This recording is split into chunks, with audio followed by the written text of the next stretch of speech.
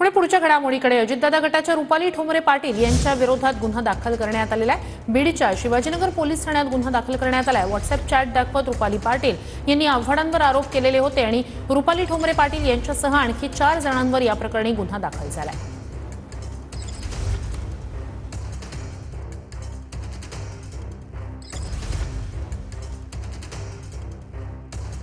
लोकांना न्याय देत असताना माझ्यावर 32 केसेस झाल्यात।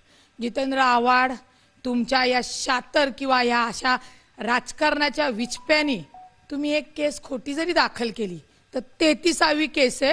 भेटू आपण बीड मध्ये नाही तर कोर्टामध्ये।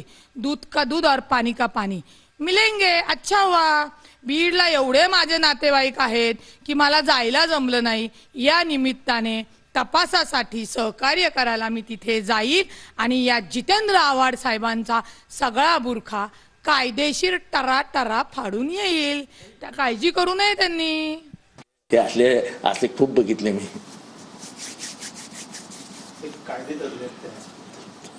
मला त्याची काळजी आहे की उद्यापासून क्लायंट जायचेच नाहीत, त्यांना कायद्याचं ज्ञान नाही।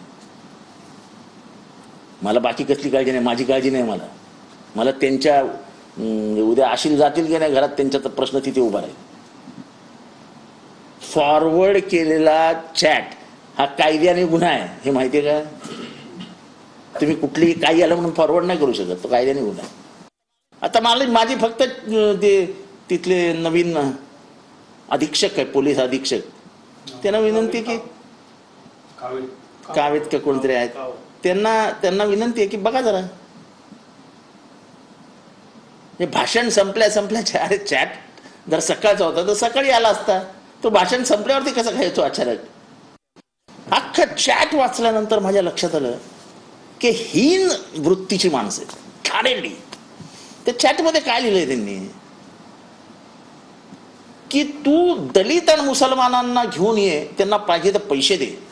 दलित आणि मुसलमान काय विकत घेऊ शकता असं काय यांना वाटतं की काय? या जे कोणी करतायत हे धंदे ते एका गटाचे आहेत, ते एका राजकीय पक्षाचे आहेत। मला त्या राजकीय पक्षाचं नाव नाही घ्यायचं, त्याच्या नेत्याचं नाव नाही घ्यायचं। त्या नेत्याने पण बघावं, दलित आणि मुसलमान हे काय बाजारात ठेवलेत काय भाजीपाल्याच्या गाडीवरती की घ्या यांना विकत?